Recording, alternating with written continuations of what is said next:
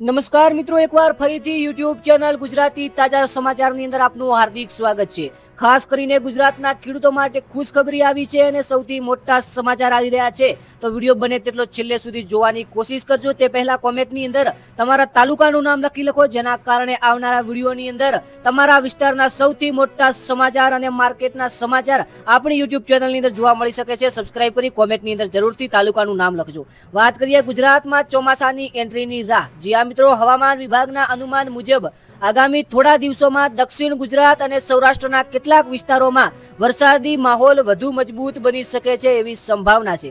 Number 2, કપાસ અને મગફળીની વાવણી માટે તૈયારીઓ। સૌરાષ્ટ્રના અમેરી, જુનાગઢ, રાજકોટ, ભાવનગર જિલ્લાઓમાં ખેડૂતો ખેતરો તૈયાર કરી રહ્યા છે અને સારા વરસાદ બાદ મોટા પાયે વાવણી શરૂ થવા જઈ રહી છે। જ્યાં મિત્રો સૌથી મોટા સમાચારની વાત કરીએ તો નંબર 3, MSP વધારાની ખેડૂતો મોટી આશા। જ્યાં મિત્રો કેન્દ્ર સરકાર દ્વારા ખરીફ પાકોના ટેકાના ભાવમાં વધારો કરાતા કપાસ, મગફળી, તુવેર અને અન્ય પાકના ઉગાડતા ખેડૂતોને વધુ આવક મળવાની આશા છે અને સૌથી મોટી ખુશખબરી છે।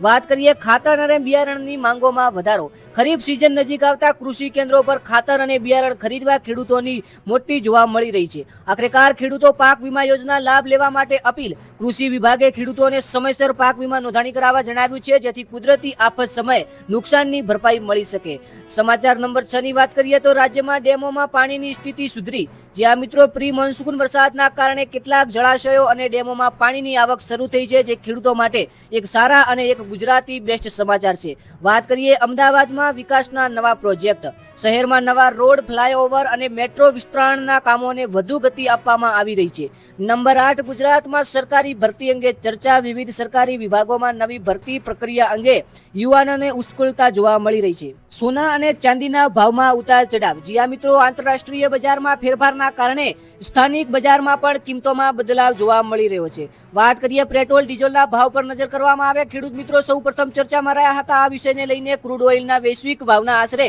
આગામી દિવસોમાં ઈંધણના ભાવમાં ફેરફાર થઈ શકે છે। નંબર 11 સમાચારની વાત કરીએ તો ખેતીમાં ડ્રોનનો ઉપયોગ વધ્યો। ગુજરાતના અનેક જિલ્લાઓમાં ખેડૂતો ડ્રોન દ્વારા દવા છંટકાવ અને પાકને નિરીક્ષણ તરફ આગળ વધી રહ્યા છે અને સૌથી સારો સંદેશ ભારતના ખેડૂતો માટે છે। વાત કરીએ 12મા નંબરની અંદર પશુપાલકો માટે સહાય યોજના। રાજ્ય સરકાર પશુપાલકોને પશુ આરોગ્ય અને દૂધ ઉત્પાદન વધારવા માટે વિવિધ યોજના અને લાભ લેવા અપીલ કરી રહી છે, જે ખરેખર પશુપાલનો કરી રહ્યા છે તેમના માટે સૌથી મોટા સમાચાર છે। ગુજરાતમાં ગ્રીન એનર્જી ક્ષેત્રે રોકાણ। જ્યાં મિત્રો સોલાર અને વિન્ડ એનર્જી પ્રોજેક્ટમાં મોટા રોકાણની જાહેરાતો થઈ રહી છે, જેના કારણે રોજગારી તકો વધશે। નંબર 14 ની વાત કરીએ સમાચાર શેરબજારમાં રોકાણોની નજર।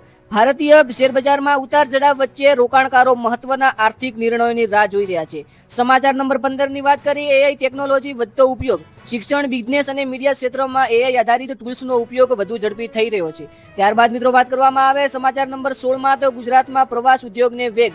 ઉનાળાની રજાઓ દરમિયાન સ્ટેચ્યુ ઓફ યુનિટી, દ્વારકા અને સોમનાથમાં પ્રવાસીઓની સંખ્યા વધી છે, જે હાલ પૂરતી એવું જોવા મળી રહ્યું છે। વાત કરીએ ક્રિકેટના ચાહકો માટે સારા સમાચાર। ભારતીય ક્રિકેટ ટીમના આગામી આંતરરાષ્ટ્રીય કાર્યક્રમોમાં અંગે ચાહકોમાં ભારે ઉત્સાહ જોવા મળી રહ્યો છે। જ્યાં મિત્રો ત્યારબાદ વાત કરવામાં આખરેકાર સમાચાર નંબર 18ની તો દેશમાં મોટા શહેરોમાં વરસાદી માહોલ।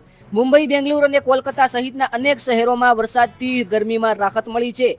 વાત કરીએ સમાચાર નંબર 19ની તો રોજગાર અને સ્ટાર્ટઅપ ક્ષેત્રે નવી તકો। દેશમાં નવા સ્ટાર્ટઅપ્સ અને ટેકનોલોજી કંપનીના વિકાસથી યુવાનો માટે રોજગારીની તકો વધી રહી છે।